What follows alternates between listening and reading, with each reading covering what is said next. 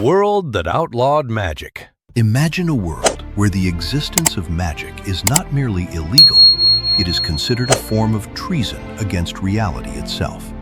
Centuries ago, the skies fractured. No one remembers exactly what happened. Some chronicles speak of arrogant archmages who attempted to rewrite the laws of nature. Others insist the gods abandoned humanity after witnessing mortals wield impossible power. Whatever the truth, the event known only as the Sundering left continents scarred, oceans boiling, and entire civilizations erased overnight. The survivors reached a single conclusion: magic had to die. The new kingdoms united beneath the Edict of Iron, a law carved into mountains and repeated by every child before they learned to read. No hand shall shape the unseen. No voice shall command the impossible. No soul shall bargain beyond the world. Every spellbook was burned. Every enchanted relic was melted down. Every mage who refused to surrender was executed. Libraries became prisons for forbidden knowledge. Even words once used in incantations were removed from the language. Today, centuries later, most people have never witnessed real magic. Children think fireballs, dragons, and teleportation are fairy tales. Scholars insist magic was simply misunderstood science from primitive ages. Priests call it the first sin. Merchants sell fake charms to tourists. The world has become one of steel, engineering, chemistry, and disciplined craftsmanship. Great cities are powered by gears, pressure engines, and intricate mechanical inventions instead of enchanted crystals. Yet fear remains. Every town contains a black obelisk known as a null pillar, humming softly day and night. Their purpose is simple. They suppress magical energy within miles. The Inquisition of Ash travels endlessly across the kingdoms. They carry silver masks. They never smile. Their authority outranks kings. A rumor of witchcraft is enough to erase an entire bloodline. Yet magic never disappeared. It adapted. Instead of grand towers full of wizards, there are isolated individuals who awaken impossible abilities without understanding why. A child who cries, and rain falls indoors. A dying soldier whose shadow stands up after he falls. A woman whose dreams become memories everyone else insists actually happened. These people are called anomalies. Few survive adulthood. Hidden beneath ruined cities and forgotten catacombs, secret societies preserve fragments of the old arts. They no longer speak in dramatic incantations. Modern mages whisper equations. Their circles are drawn with geometry instead of chalk. Spells resemble impossible mathematics more than rituals. Every act of magic leaves a measurable scar upon reality, a phenomenon called echo. The more echo accumulates in one place, the stranger the world becomes. Gravity hesitates, time skips. Reflections stop copying their owners. Animals are born with impossible anatomies. Entire villages vanish between sunrise and sunset.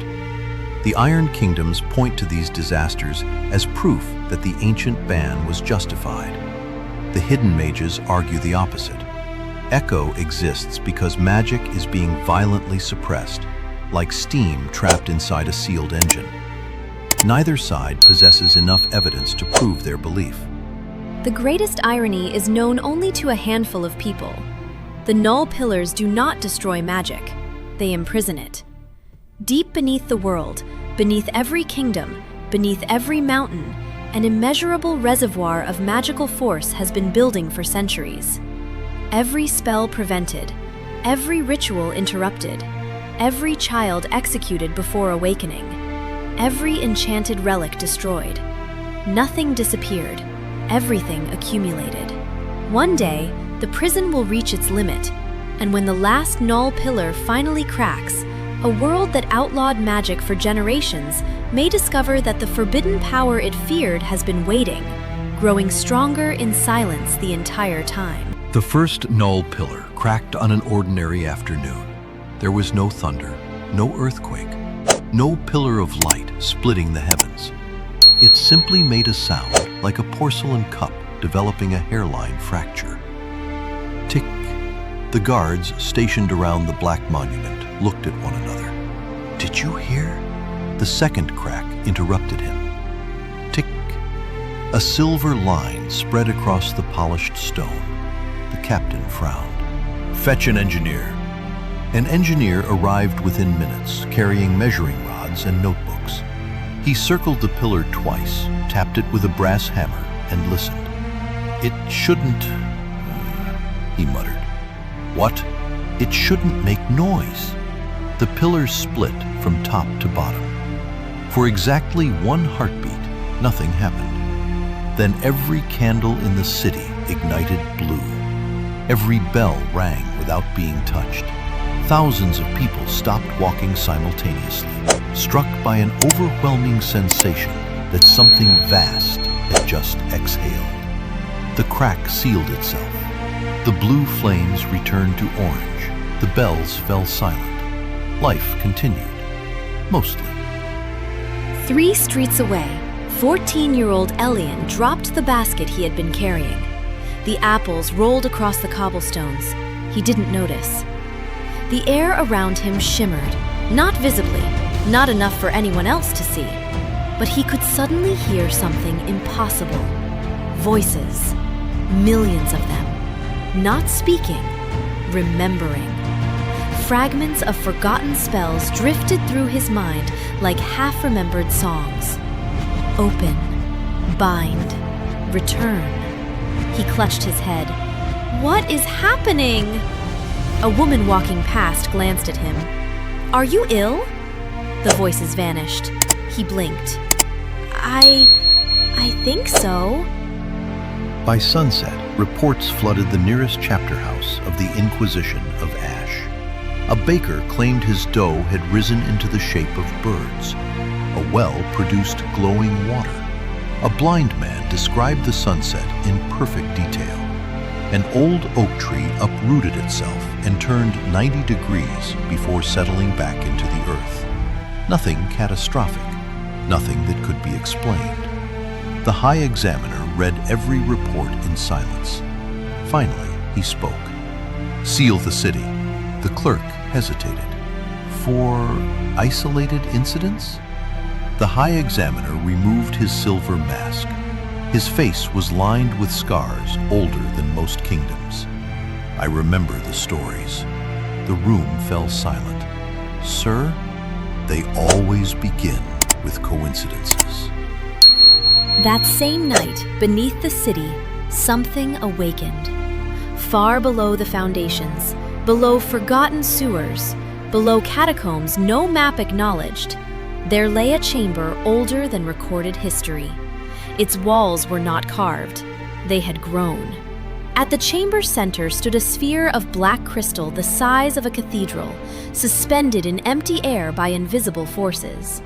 Inside, it swirled rivers of liquid light, gold, violet, emerald, colors with no names in any human language. For 612 years, the sphere had remained perfectly still. Now, one ripple crossed its surface, then another. A crack appeared. Not in the crystal, in the empty space around it. Reality itself split like thin ice. From the fracture came a single whisper. At first it sounded like wind, then language. I wondered, the voice was impossibly calm, whether anyone still remembered. The crystal trembled. The invisible chains surrounding it groaned. Not metal, but laws. Ancient bindings woven into the fabric of the world itself. One snapped. The sound was so quiet that no living creature heard it. Yet every null pillar across the continent developed a new hairline fracture. In his small room above a cooper's workshop, Elian awoke with a gasp. Moonlight poured through the window. The whispers had returned. This time they formed words. "You can hear us." He sat bolt upright. "Who's there?" No answer came from the room. Instead, the voice echoed from somewhere inside his own thoughts. "Do not speak aloud." His breathing quickened. "Good, you learn quickly. What are you?" A pause, long enough that Elian wondered if he had imagined everything. Then, the last lesson your world tried to erase. Before he could ask another question, someone pounded on the front door downstairs. 3 heavy knocks, the unmistakable rhythm of the Inquisition. Elian's blood ran cold. The whispers fell silent. Downstairs, his father opened the door. A calm, measured voice drifted up from below. "We are conducting routine inspections." Another pause. "We have reason to believe someone in this household heard something tonight." Elian stood frozen in the darkness. Downstairs, floorboards creaked beneath measured footsteps. The Inquisitors did not rush. They never needed to. Panic belonged to the guilty. His father's voice remained steady. "My wife and I, our son, that's everyone. We know." Silence. Then another voice, softer than the first. "May we come in?" No one refused the Inquisition. The front door closed. Boots crossed the threshold. Elian's room was small enough that there was nowhere to hide. A bed, a wardrobe, a wash basin, one window overlooking the alley. He looked toward it instinctively. 3 stories, too high. His hands trembled. "Think!" The whisper returned. "Do not run. They're coming. I know. They'll kill me. Not tonight." Before Elian could protest, something impossible happened. The moonlight filling his room folded. Not disappeared, folded, like fabric gathered by invisible fingers. The silver glow wrapped itself around him. The room remained exactly as it had been, except he was no longer standing in it. He was standing between moments. He could still see the room, still hear it, but every sound arrived muffled as though through deep water. Remain still. 3 Inquisitors entered. Each wore a silver mask polished so brightly that the candlelight reflected without distortion. The eldest stepped directly toward the center of the room. His gloved hand carried a slender rod of black iron. He closed his eyes. The rod began to hum. A slow, resonant vibration spread through the walls. Elian felt it pass through him. It should have found him. It didn't. The humming stopped. No active resonance. The youngest Inquisitor frowned. The reports indicated this house. They indicated this district. The witness was certain. The witness was frightened. No one spoke for several moments. The eldest surveyed the room one last time. His gaze settled on the exact place where Elian stood. For one terrifying instant, Elian was convinced their eyes met through the silver mask. The old man tilted his head, almost imperceptibly, then turned away. "Continue the search." The 3 descended the stairs. The front door shut. Only then did the folded moonlight slowly unfold. The room became solid around Elian once more. He collapsed onto the floor, shaking. "You saved me." Temporarily. The voice sounded weary, far older than before. "What are you?" "A prisoner." "Where?" "Everywhere." That answer made no sense. "I don't understand." "No, your people ensured that." Images burst into Elian's mind without warning. Towering cities grown from crystal instead of stone. Bridges suspended over empty sky. Children as tiny constellations orbited their fingertips. Great libraries whose books rearranged themselves as readers approached. No fear, no secrecy. Magic was not spectacle. It was language, craft, medicine, architecture, music, life. Then the images changed. Fire, cities collapsing, mountains splitting, people, a sky filled with impossible fractures, the sundering. Except, it looked nothing like the paintings. There were no armies of laughing sorcerers, no triumphant tyrants, only desperate people trying and failing to stop something already unraveling. The vision ended. Elion gasped for breath. That's not what happened. No, they lied. Some did. Why? The voice was silent for a long time. Because fear is easier to preserve than truth. Miles away, within the fortress of Ash, the High Examiner stood alone before an ancient vault. Unlike every other room in the fortress, this one had no windows, no decorations, no furniture, only a stone pedestal. Upon it rested a single object, a book. Its cover was made of black leather that reflected no light, bound by 7 silver chains, sealed with crimson wax. The High Examiner broke the oldest seal. He opened to the first page. The handwriting belonged to the founder of the Inquisition. He had read these words only once before, decades earlier, upon becoming High Examiner. They had haunted him ever since. This archive contains the truth forbidden even to the Inquisition. Magic was never outlawed because it was evil.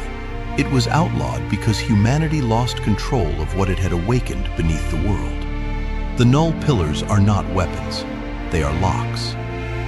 Should they fail, the sleeper will remember our names.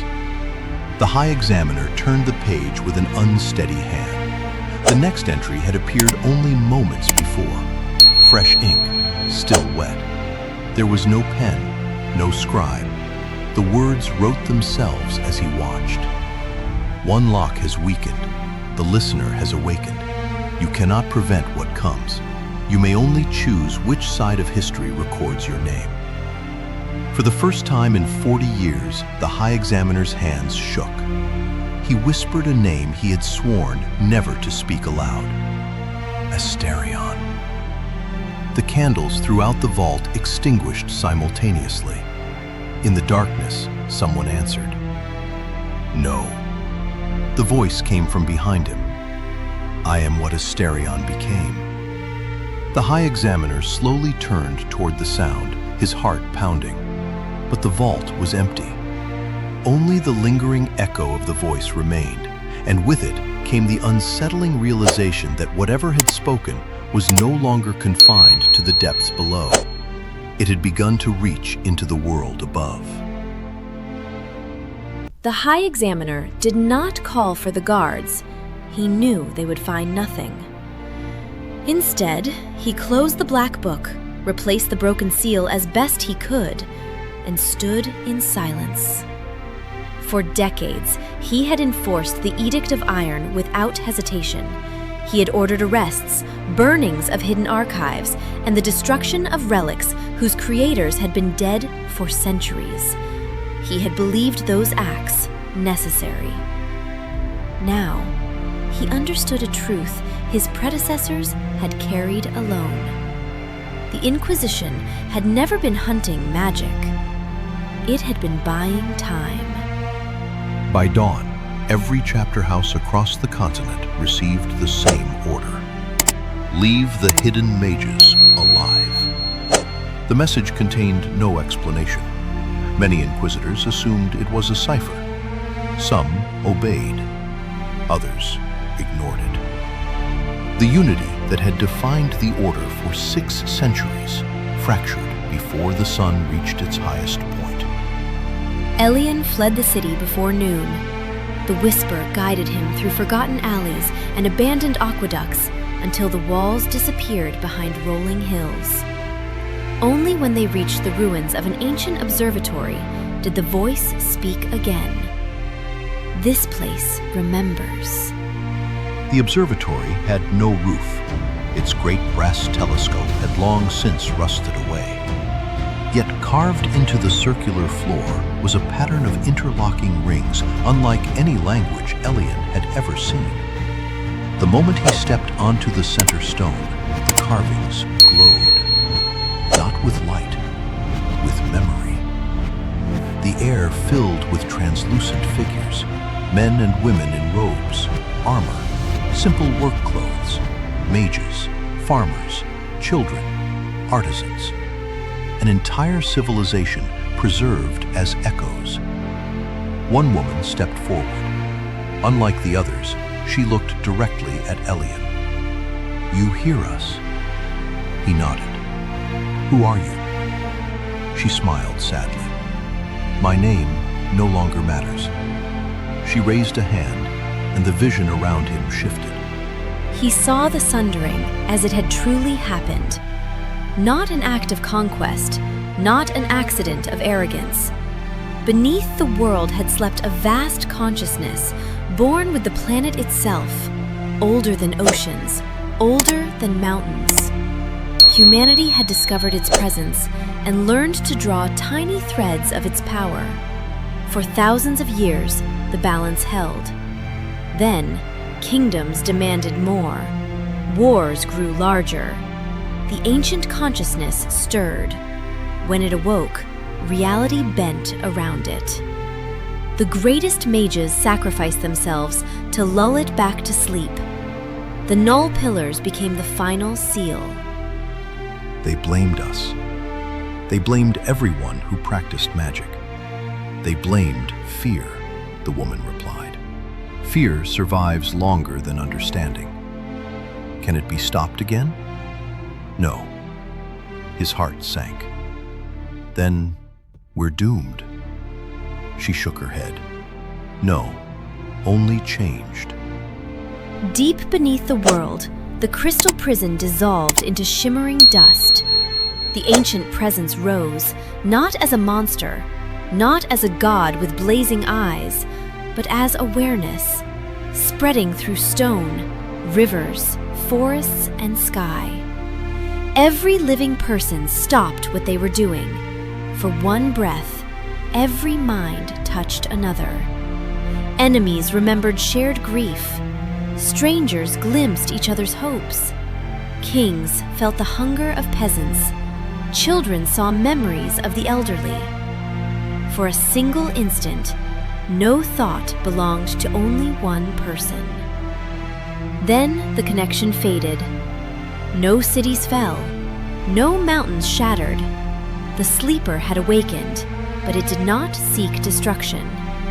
It simply remembered the world from before humanity had divided itself into isolated minds. Magic returned, quietly. Seeds sprouted overnight. Broken bones knit together when held by loving hands. Artists painted colors no one had seen before. Engineers discovered machines that worked, because mathematics and magic were no longer enemies. Not everyone welcomed the change. Some kingdoms tried to rebuild the old bands. Others embraced the new age. Conflicts remained. Human nature had not vanished.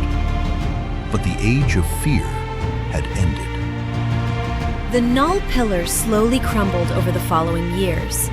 No one rebuilt them. Instead, their black stones became monuments. Children climbed them, while their teachers explained why they had once existed. Not as symbols of evil defeated, but as reminders of a desperate choice made by frightened ancestors. The Inquisition dissolved. Some of its members retired in shame. Others dedicated their lives to preserving the true history they had once concealed. The High Examiner resigned his office on the final day of the Order's existence. Before disappearing into obscurity, he deposited the Black Book in a public library where anyone could read it. The first page was left unchanged. Its last page, however, contained a new entry in fresh ink. No truth remains hidden forever. Fear built the prison. Memory opened the door. The future belongs to those willing to learn both.